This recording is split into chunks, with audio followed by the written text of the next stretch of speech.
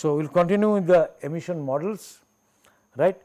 Now, this is what we said, that you can actually, Y is the concentration of VOC in the chamber, C0 is the concentration here, Cl is the concentration here, right. So, this change in the concentration multiplied by the volume, concentration is particulate matter per meter cube, right, multiplied, this is the this. So, this divided by is the rate of change of concentration in this volume.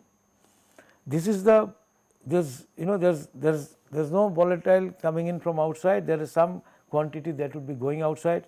So, if the flow rate is cube meter cube per unit time, at any time this is constant, we are saying the ventilation rate is constant. So, Yt it whatever will go out with the concentration of the room.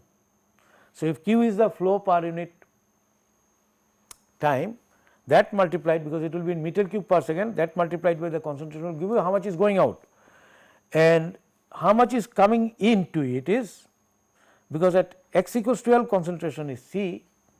So, this is the flux which is entering here per unit area multiplied by the area, because this is from fixed law, d dc dx del c dx is the flux which is entering at x equals to L, where L is the thickness of the whatever layer I am considering. Either it could be a carpet, or if it is a paint, then bottom of the paint and top of the paint, or thickness which could be very small, but it so depending upon that. So, at this point whatever the flux, that should be entering here, and that minus whatever is going out is the change in rate of change of concentration, here is Y. So, that is how we can model it. Now, we call something called partitioning coefficient K, which is Cxl, C equals C at C concentration at L divided by Y0 minus Y, right. Now, what is Y0? Y0 is whatever is coming in fresh, maybe fresh air, no volatile at all, and Y is the room, Y is there in the room, Y0 minus Y. So, this is, you see, this is a from surface to here, I can, it is something like a convective heat transfer. The amount of flow from surface to here, or amount of the volatile that is going in, will be a function of the concentration difference itself. Analogy to heat convection, rate of heat transfer is, convective heat transfer is proportional to H, convective heat transfer coefficient, T1 minus T2, where T1 is a Ts minus T air temperature, surface to air temperature. So, there is a, as the temperature difference decreases, flow also decreases, as the concentration difference decreases, flow decreases. So, we are trying to write similar sort of thing, and from analogy, at the boundary the flux will be equals to, at x equals to L, there is a convective transfer coefficient, that is what we are saying, Y0 minus Y. So, this is the concentration at the air itself, and this is what is coming in from outside. So, V dy dt, this I can replace by, this I can write as H Y0 minus Y, because Y0 is what is coming in, minus Y is what is there, the difference is there. So, if I know this coefficient, so this is, this I can replace by this particular one and write it in this manner. What is done? Sampling is done. Outdoor method involve basically absorption spectroscopy. So, they take sample of air and then they measure them using absorption spectroscopy, right. For indoor, batch sampling is used. So, from time to time you take out the sample, analyze it. Now, a chromatograph is one which analyzes the gas concentration of the gases. So, gas chromatograph they call it.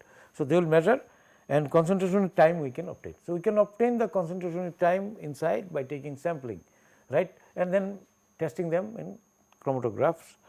In indoor, range of concentration is 1 to 1000 parts per billion, and sensing devices must be suitable for this range, because it is very small.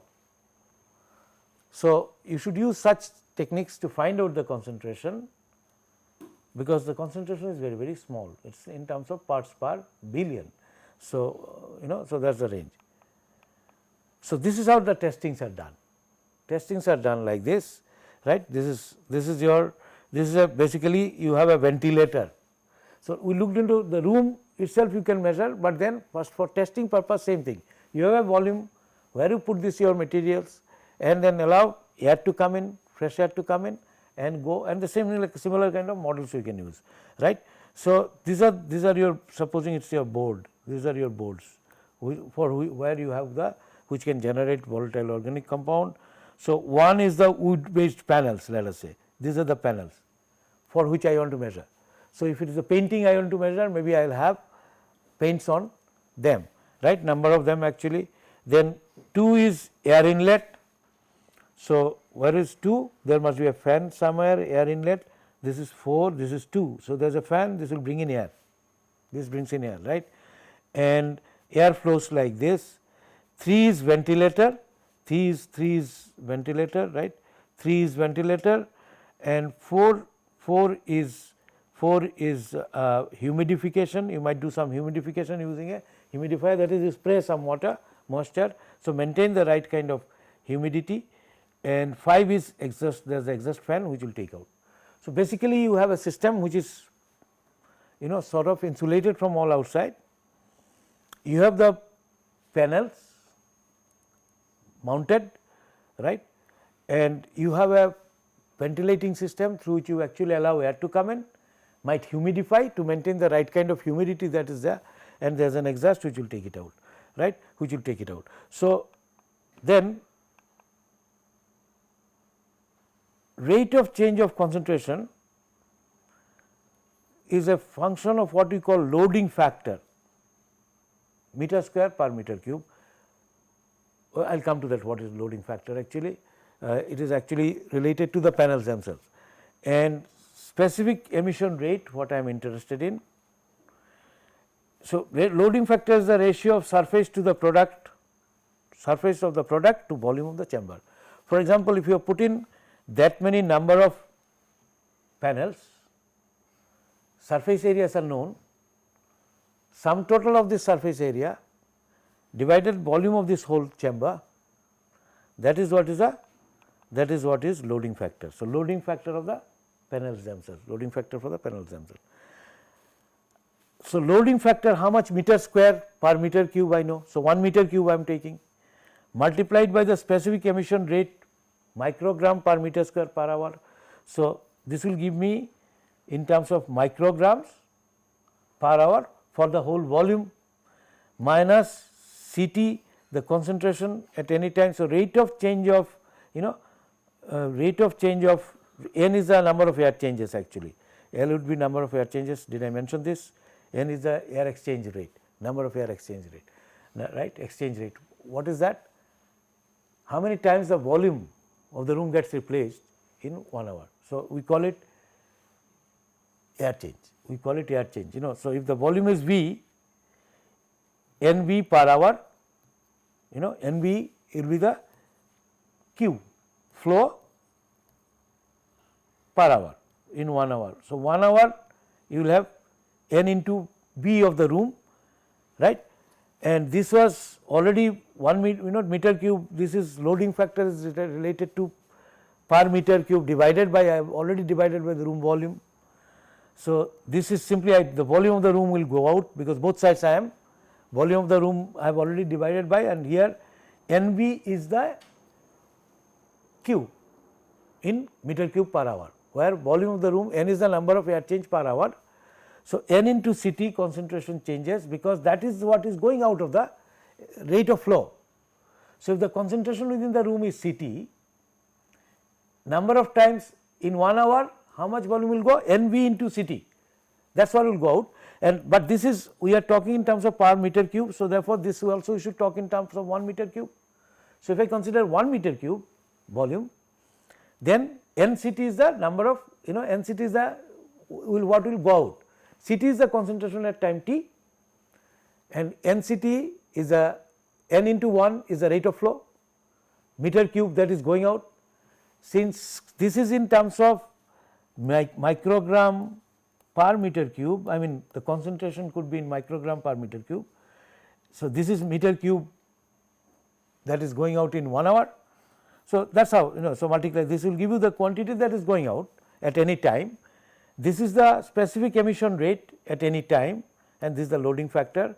So, this is the emission, this is what is going out, remaining will go on changing the concentration with time within the room, right. So, ACR therefore, one can write from this rate of change of dC dt NCT. So, if you do a measurement now, change in the concentration with time within the room, same I mean not room, within this space, within this one.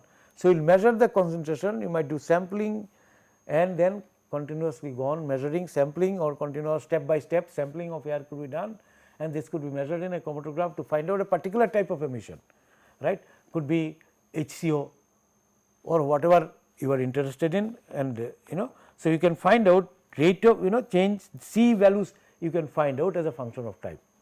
And if you find out C value as a function of time, this, then dC dt can also be found out, because you will find out a so you will find out a curve like this. Okay, I will come to this later on, but first let me go to this. So, you will find out time versus chamber concentration in appropriate unit, this is shown in milligram per meter cube or microgram per meter cube, whatever it is for some particle board.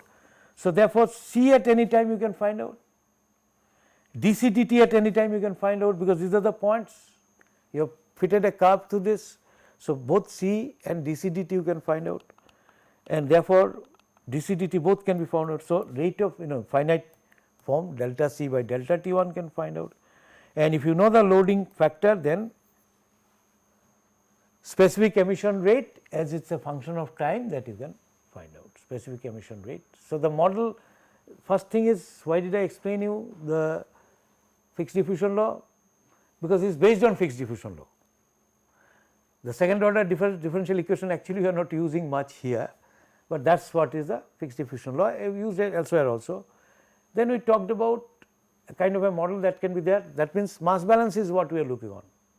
If something is coming in, the air is coming in and same rate of air is going out through an exhaust and inlet, I know the rate that is going in and coming in, right, and then the volatiles will be emitted out from the surfaces, right. It could differ if it is a thick surface at x equals to 0 and x equal to L, at x equals to 0 there will be one concentration, at the surface there will be another concentration. So, flux at the surface is known to us, that will add to the VOC in the chamber, and air that is coming in will take away some of it, whatever is remaining will go on increasing the concentration into the room. Therefore, this model you can apply to a chamber and estimate the specific emission rate in terms of microgram or milligram or whatever it is meters per hour, right. So, that is the equation then turns out to be. Let us look at a little bit more. Supposing dC dt is a function of time, that is what we have seen, because it will be a curve like this. This slope is also changing, the values are also changing. C is changing and dC dt, because it is parabolic. If it was linear, dC dt would not have changed, but it is not linear, because we have also said that it is a function of the difference in the concentration. That is what we try to get a convective transfer coefficient. So, at ith time, therefore, one can find out like this between 2 points at ith time, because it is a plot time versus C. So, at Ci, Ci minus 1 and Ci plus 1. So, this is I plus 1, I minus 1. So, you can take dC dt at this point as a central difference Ci minus this. So, this is we are interested in this slope. So, it is a central difference, we are taking half of this and half of this average. So, average of this slope and average of this slope. So, there is Ci minus T minus 1 sorry C, and similarly this I minus 1 T I minus 1 etc., and this is the plus side and average we are taking. So, you can find out this once you know we have measured the concentration with time. Hence, with experimental data points one can obtain m minus 1 rate or rate as a function of time as well. So, you can find the rate also as a function of time, and the experiment can be continued till steady state is achieved, because after some time it will tend to be steady, and this once that is achieved, okay, you need not continue further. So, therefore, the rate of emission in the during initial hours, that would be known to you. So, this is the type of curve for particle board, this is shown, right, time versus chamber concentration. So, this is the C versus T time, T curve, and DC versus percentage of steady state is reached after, let us say 24 hours or something like that. So, this is the steady state, and in the beginning this value is very small, then by 500 or 600 hours or something like that, depending upon the material. So, steady state one can depend upon where you are reaching, staggered measurements. So, it percentage of steady state rate one can find out. So, for example, initially very little, then there is percentage of steady state concentration one can find out. So, for steady state dc dt is equals to 0. So, ACR is equals to NC by LF loading factor, because this term will be equals to 0, this term is equals to 0, this term is equals to 0, this term is equals to 0, this is 0. So, 1 by LF NCT. So, if you know the steady state value, which is not changing with time, steady state value constant, steady state value dc dt. So, NC, this is the steady state value. After some time it will reach to this level. So, the emission rate, specific emission rate can be found out in this manner for measurements. Loading factor now the number of air changes C and generally CT can be of this form of curve, because this is an exponentially decreasing curve. So, one can fit various kinds of curve could be fitted, but people have tried to fit in something like this. That means, when T equals to 0, concentration is A, and as T increases, this reduces, right, and when T is equals to infinity, CT becomes basically T is equals to infinity, CT will become it will tend to become 0, right, it will tend to become 0. Okay. So, at T equals to 0, T is equals to 0, at T equals to 1, of course, one can find out, but does not matter. This is the form of curve people use.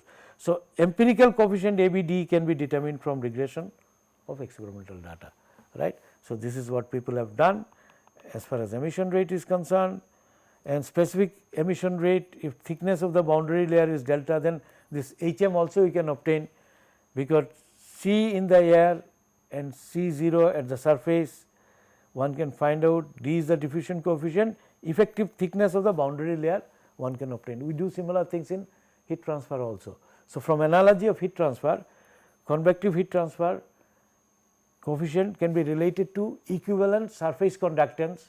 Here we are talking in terms of an equivalent thickness of boundary layer D, C0, C air, etc., etc. So, for wet surface such as paints, transfer is by convection largely. For wet surface, evaporation would occur and the vapor would move by convective heat transfer, because temperature difference could be there, evaporation is occurring, the temperature is lower.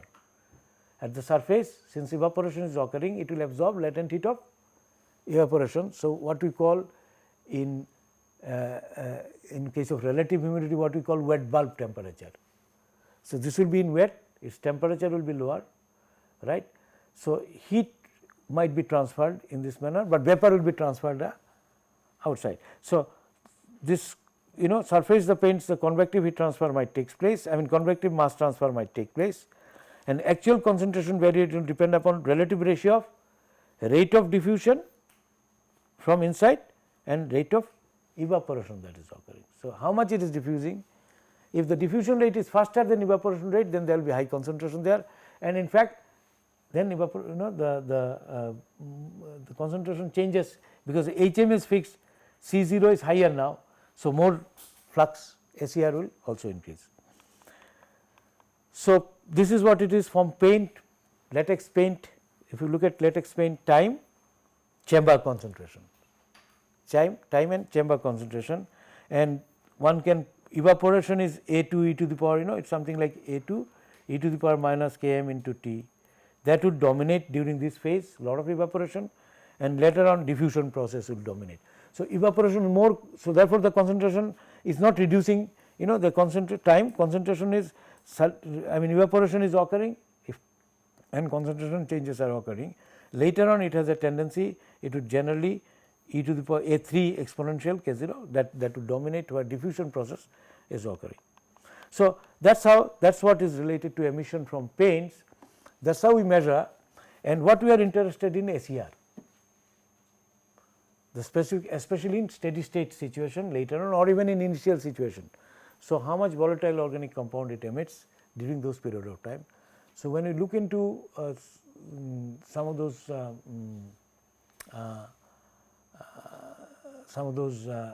rating system like lead etc., we will see how this is taken into account in those cases, because the one which are there must be within permissible limit, and if you do not use such materials which have got higher emission rate, you get points, right. So, we will look into that when we look into those ones.